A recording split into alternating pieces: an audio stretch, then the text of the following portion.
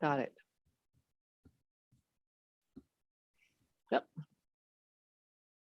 Hello, everyone. This is Chala Dinkoy, CEO and founder of The Repositioning Expert. Welcome to another edition of my podcast, Naked Marketing, where guests who are big company owners come and talk about, and it's like a confessional of their most expensive and biggest marketing mistake that they've ever made. So today is my guest, Marcia Zaruba O'Connor. Welcome, Marcia. Thank you, Chala. Nice to be here. Yes, it's such a wonderful thing to have another woman business owner and CEO. Tell us what you do and who you help, Marcia. Absolutely. So we are a HR outsourcing and recruiting company based out in King of Prussia. We help basically companies with their HR recruiting infrastructure. We help in regards to interim help. I mean, whatever it takes regarding people, we on the outside of the house, we're the outsourcers, we do it for them. So more so like small to mid-sized companies. Yeah. So were you in HR before? Like, were you in the corporate world and this is what happened? You just decided to do it on your own? Funny story. I was actually an auditor. I was with a big, back then, big 8 accounting firm. And then I did auditing for several years and figured it wasn't really for me. I was ready to leave, asked to stay in recruiting, fell in love with recruiting and the way it worked. And I love metrics and numbers. And I ended up being in that world, understanding and loving about people make decisions. And then I worked into HR operations, executive search. And then I went into business development. And then someone said to me, you could do this even better. And I said, And so I looked into it a little further, always want to have my own business. And here we are 15 years later. Wow. I mean, and I know that you're very involved. We talked earlier with EO. So how has that been? How long have you had that sort of association? Oh, EO has been amazing. EO is for, as people don't know, is Entrepreneurs Organization. It's a international group of 15,000 CEOs around the world. And I'm part of the Philadelphia chapter. And EO basically just puts you with like-minded people who are also in that same world of building their business. And they all have a really common theme of loving to grow and build and basically help each other out. And there's a really great sense of integrity with all of us too. We really try to be very honest and open. And we don't really tell you how to do your job. We either give you more of like suggestions and examples and, basically experience shares that we share with each other. Honestly, I've been involved since 2016 and literally I would say my company has more than quadrupled since I've been a part of EO. And and just 2016.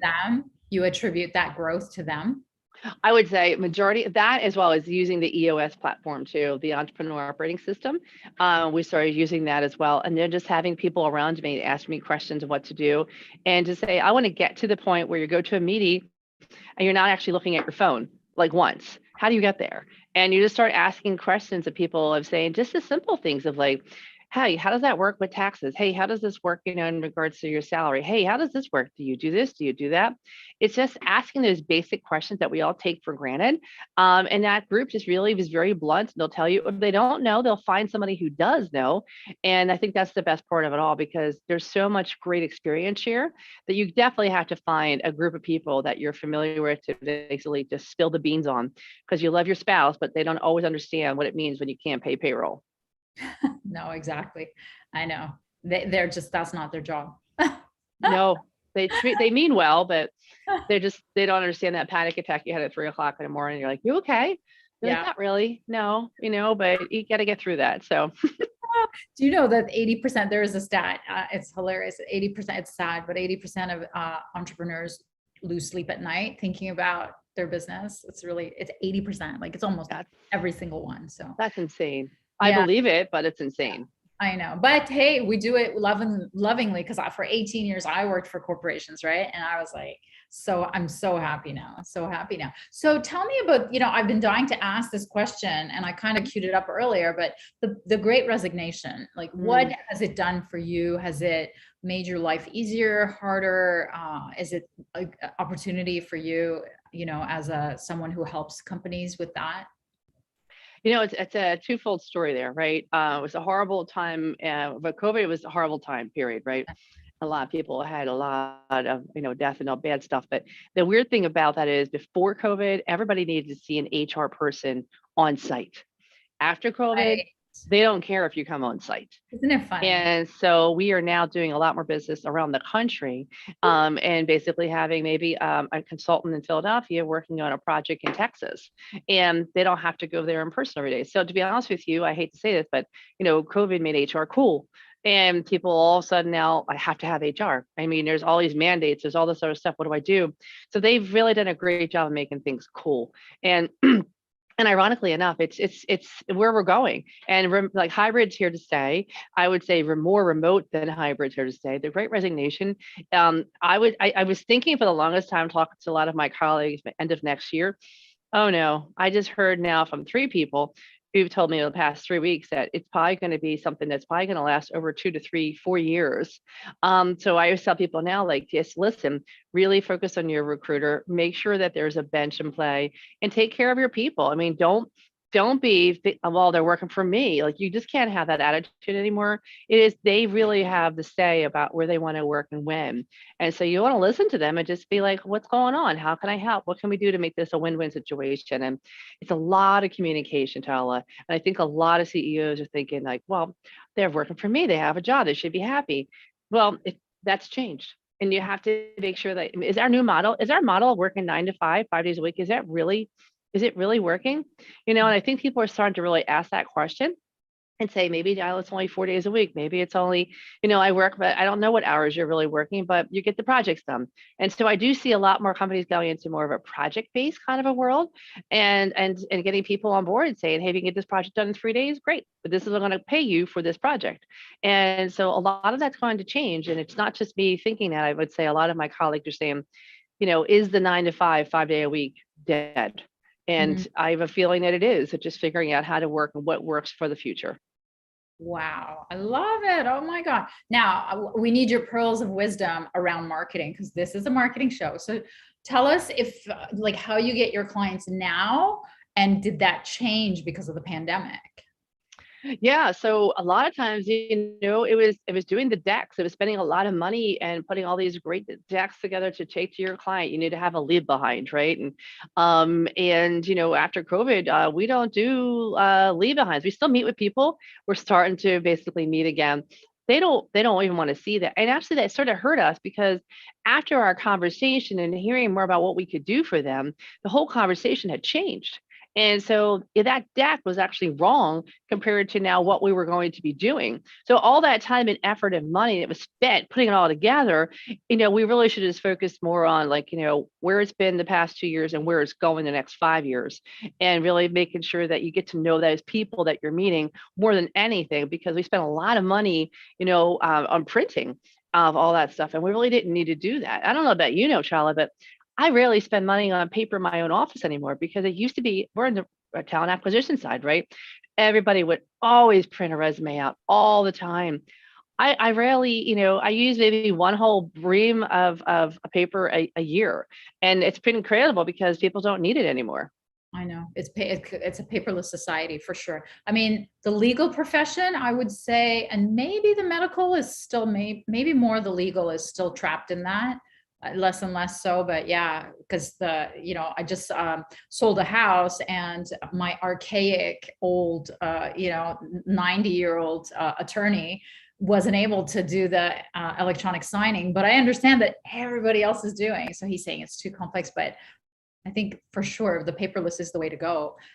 So how do you get the actual meetings with the clients? I understand that you don't leave a presentation deck anymore, but how do you actually get in the room? So it's funny, it goes back to marketing too, because I feel like you should spend the money on your website. You should spend the money on having that branding of who you are. Like my backdrop has like the O'Connor Group on it and over there.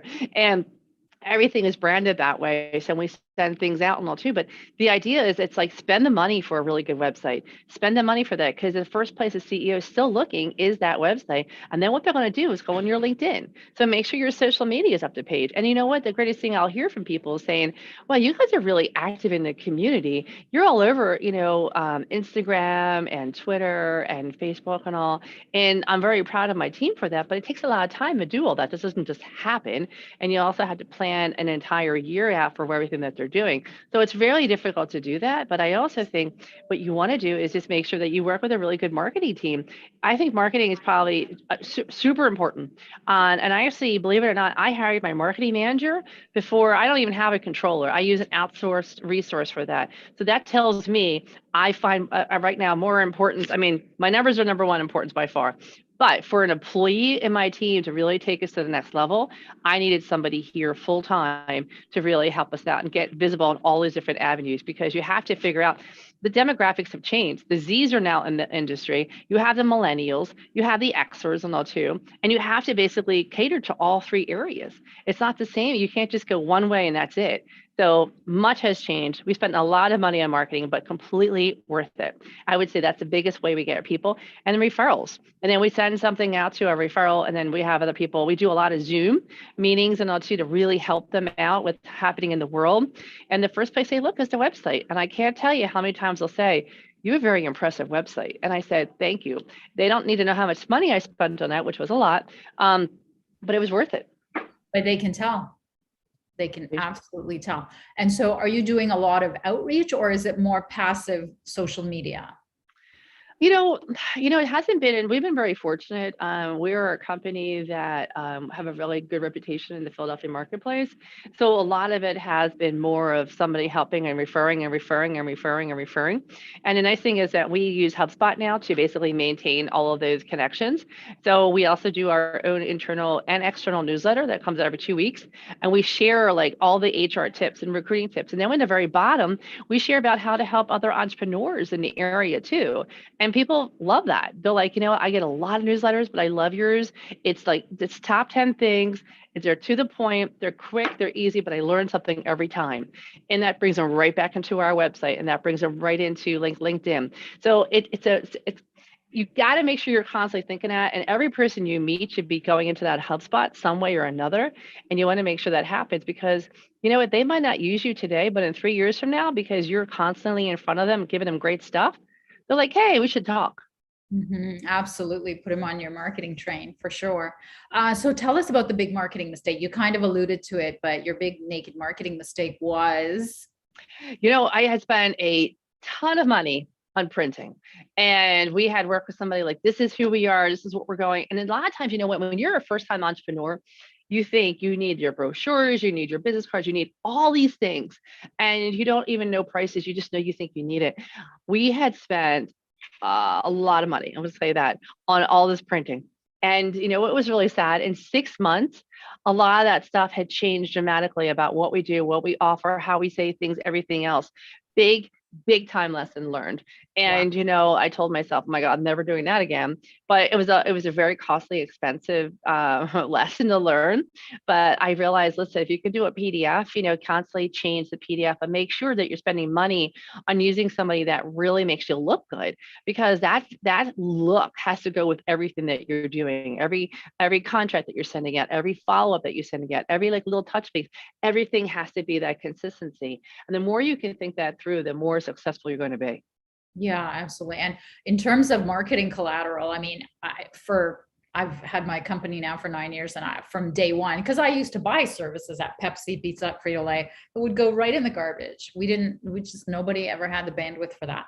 But what now, I mean, and since the 9 years, what I teach now is you need to invite people into a meeting that's going to be of value to them, or a presentation. And it could be recorded, it could be live, it could be a live stream, it could be a masterclass, or it could be just a one-on-one Zoom. Or it could be an executive roundtable with just 8 CEOs. And so that's the only marketing collateral you need, is the invitation to such a thing. And that's it. And that's what we've been doing. And you know what? That is awesome. And I think if entrepreneurs are listening today, you have to use a service like that. So if Charlotte has that, feel free to reach out to her to use it too. Because guys, when we were doing COVID and you wanted to figure out how to help other people, we came up with the idea of doing these Zooms that we would do.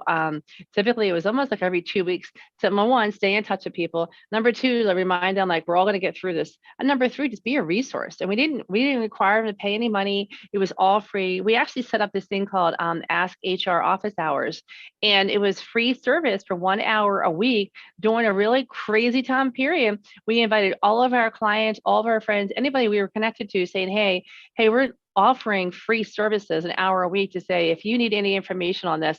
So many people came to that. That's And awesome. they were like, oh my God, thank you so much. I survived because I'm listening to you guys. And I said, absolutely. What we need to really stick together here, because, karma works basically, what you give out, you do get back.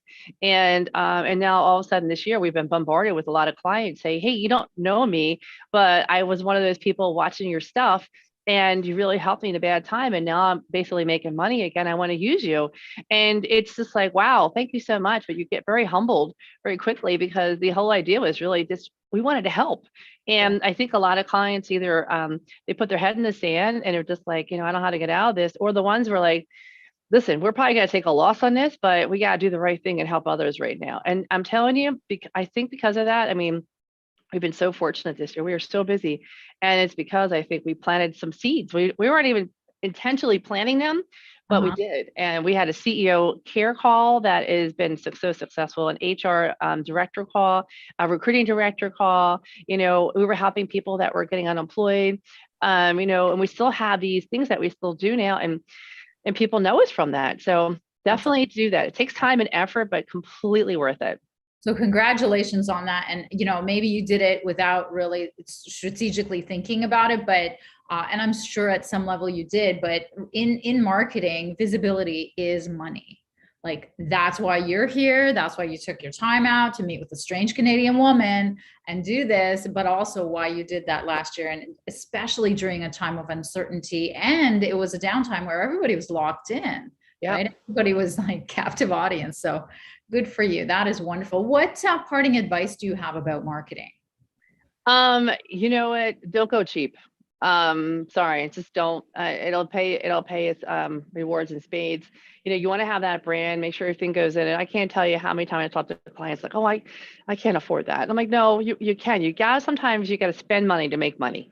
And I'm a big believer in that. And then when I see people using cheap, I can see it.